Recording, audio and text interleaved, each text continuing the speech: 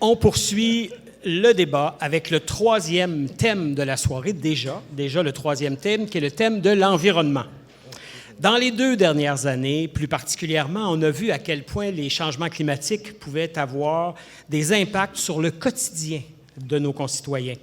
On n'a qu'à penser aux pluies diluviennes en août dernier, aux sécheresses, aux inondations sur les terres de nos agriculteurs, ou même, plus loin que nous, même si en même temps c'était tout près, aux feux de forêt, plus au nord.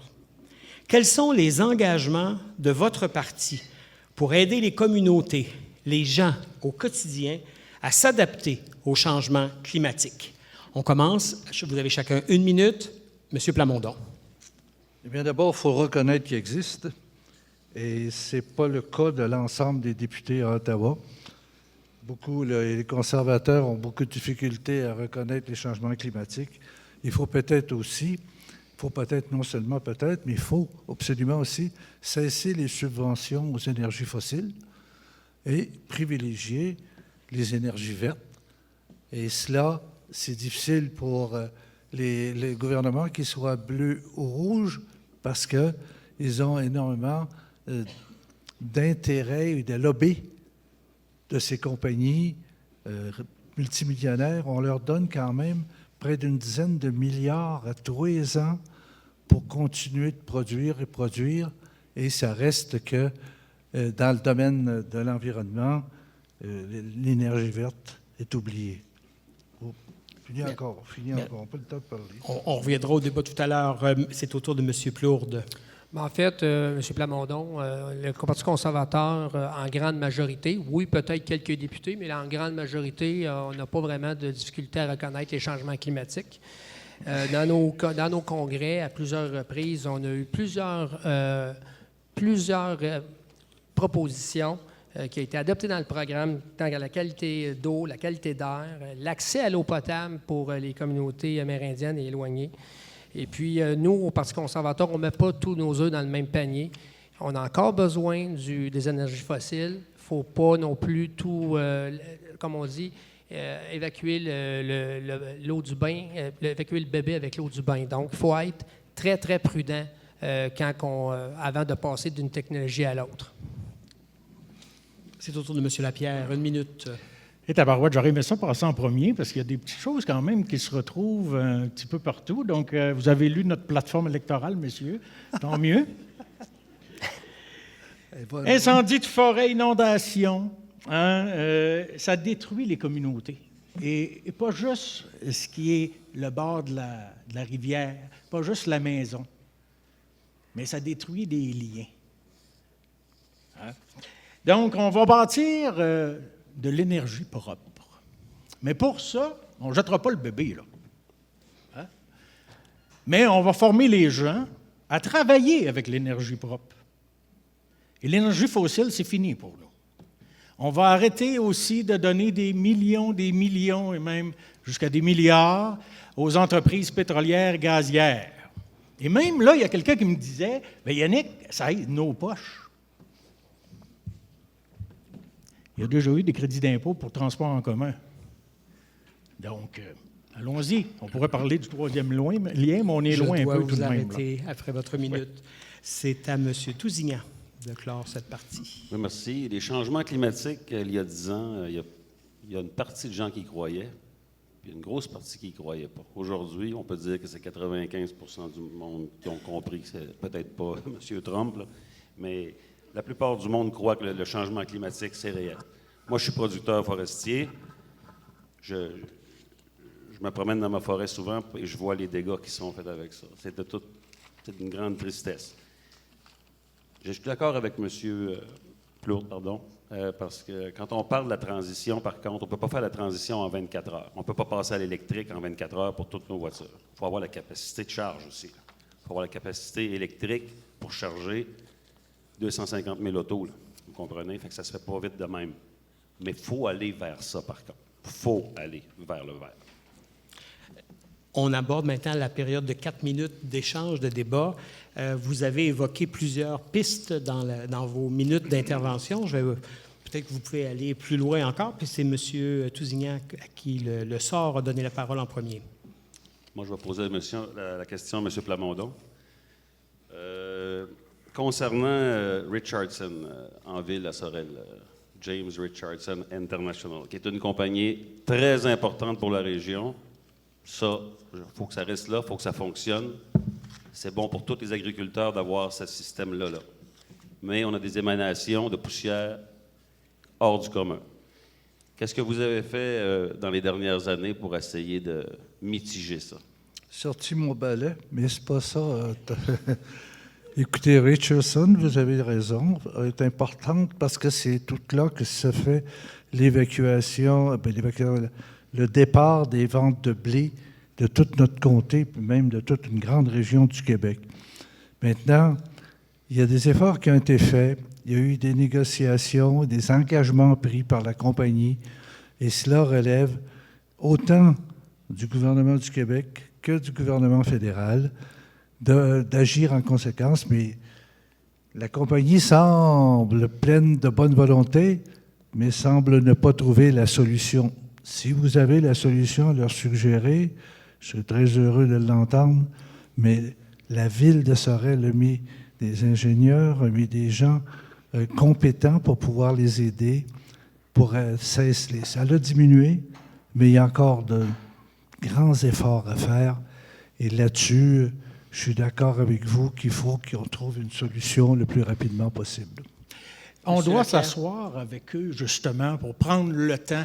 Mais pas prendre le temps là, de s'asseoir dans une table de concertation, exemple, puis qu'on fait juste parler, puis 6 mois après, on se rend compte qu'on fait juste parler. Hein? Donc, il faut être proactif aussi à ce niveau-là.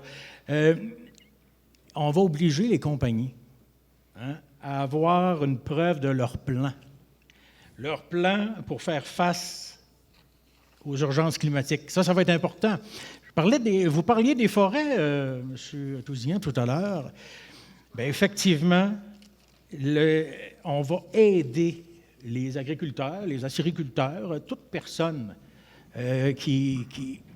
où est-ce que le changement climatique a un impact négatif. Entre autres, comme vous, votre terre, bien, ça va nous faire plaisir de vous aider.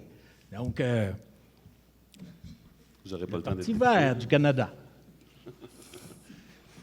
Okay. Bien, moi, ce que j'ajouterais là-dessus, c'est qu'au Parti conservateur, quand on parlait de transition, il y a le transport en commun aussi.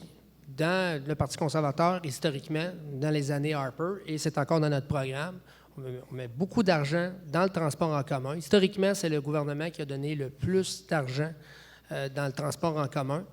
Quand on avait largué Kyoto, il y a des gens qui nous avaient critiqués, mais c'est parce que, encore une fois, pas d'indice de performance. Il n'y avait pas d'impact chez nous.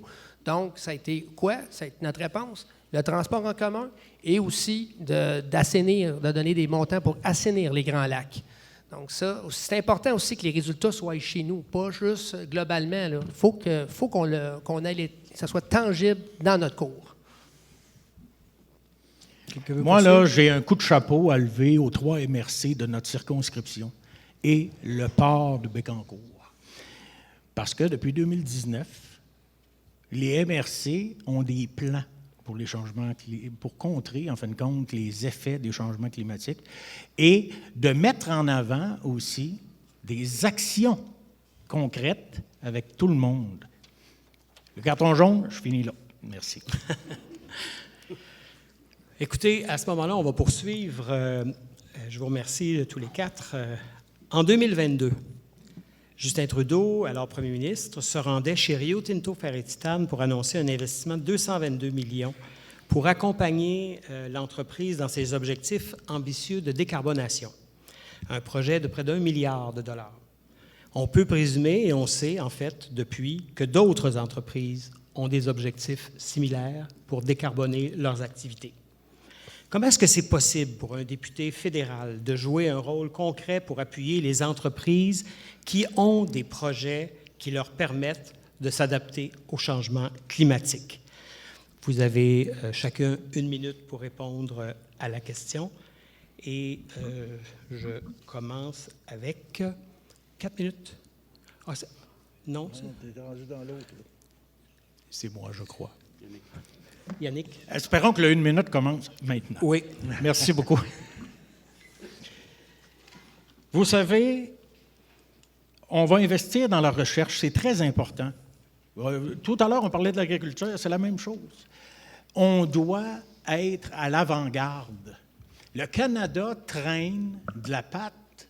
Vous savez, là, la fameuse taxe carbone, que, encore une fois, les Québécois, les agricultrices et agriculteurs québécoises et québécois, là, payent encore. Puis au Canada, personne n'en paye. N'est-ce pas? Oui. Donc, je pensais que quelqu'un allait me répondre, finalement, mais bon. C'est ça. La recherche, c'est très important pour aider justement les entrepreneurs, les entreprises, Rio Tinto, que ce soit la QIT. C'est pas normal que la QIT non plus, hein, Saint-Joseph de Sorel et probablement Tracy, un secteur de Tracy, là, qu'il y a de la poussière à pu finir. Bien, cette poussière-là, dites-vous qu'on la respire. Merci beaucoup, M. Tousignan. Oui, justement, les initiatives qui ont été prises pour Rio Tinto, c'est merveilleux. Moi, j'ai travaillé pendant 12 ans en passant, 11 ans chez Rio Tinto. Je connais très bien les fours, je connais très bien le procédé. Et j'ai travaillé là, justement, en charge des mesures d'urgence. Ça doit continuer, mais pas seulement à Rio Tinto, puis je suis d'accord avec vous. Il ne faut pas seulement limiter ça à ça. Même que si on sortirait de la région, on a ArcelorMittal qui est aux côtés, qui émet encore autant, si ce n'est pas plus. Ce qui est important, c'est de les amener sur la table, ces dossiers-là, puis de les régler. Quand tu es au pouvoir, quand tu es dans un gouvernement au pouvoir, tu peux régler ce problème-là. Tu peux régler le problème de Richardson, comme j'ai parlé plus tôt. Tu appelles le patron, pas le patron qui est ici à Sorel, le patron qui est à Winnipeg. Tu le fais venir dans ton bureau et tu règles le dossier. J'ai travaillé pendant des années dans le Nord, au Nunavik. S'il y avait une poussière noire qui sortait d'un minéralier de 60 000 tonnes sur la neige, les Inuits arrêtaient le projet. C'est pas mal plus facile de régler ce problème-là que le problème dans le Nord, je peux vous le dire. Merci, M. Tousignan. M. Plourde, 1 minute. Bien, écoutez, c'est pas Me compliqué. sauter, là. Me Après. sauter. Après. OK, je peux y aller? OK, oui. Bon, alors, la recherche et le développement, ça va... Économie et environnement ne devraient jamais être des champs opposés. Parce que développer des technologies en environnement, et au Parti conservateur, c'est ce qu'on privilégie, c'est de financer tout ce qui est recherche et développement, mais aussi tout ce qui est technologie pour avoir des résultats, comme je parlais tantôt, tangibles dans notre cours. Un député, comment il peut faire ça? Bien, c'est pas compliqué, c'est qu'on ait les yeux. On est les yeux de notre gouvernement ou de notre parti dans le comté. Donc, je suis d'accord avec mon collègue. Effectivement, tu pognes le téléphone. Je suis d'accord avec vous. On est d'accord là-dessus. On pogne le téléphone, puis on règle le problème, puis on va de l'avant. À un moment donné, il faut mettre les efforts, il faut mettre le temps qu'il faut pour régler. Donc, non, c'est ça. Ouais. M. Bernondon.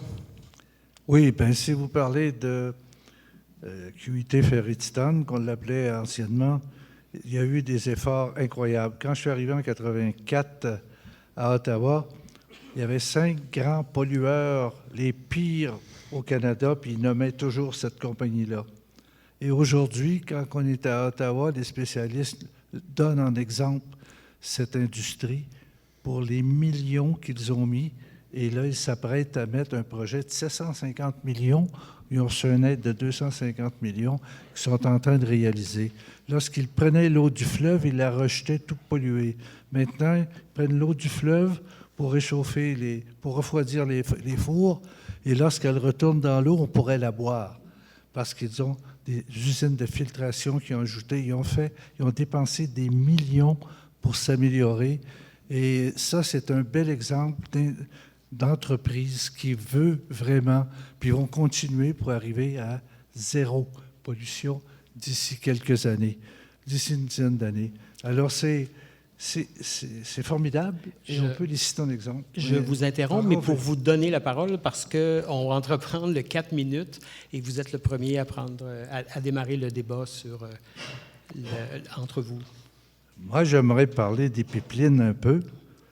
Les 2 grands partis ont décidé de nous passer un pipeline à travers tout le Québec, sans consultation actuelle, avec ni le gouvernement ni les forces vives du Québec. Un pipeline qui passerait dans 390 rivières ou cours d'eau dans la province, qui passerait dans nos belles terres agricoles, et qui coûterait, on ne sait pas combien, des milliards, et comme on est en déficit déjà de 60 milliards, coûterait des milliards, et pas une industrie, pas une compagnie a décidé de s'offrir pour le construire. Or, il me semble, et au sujet de M.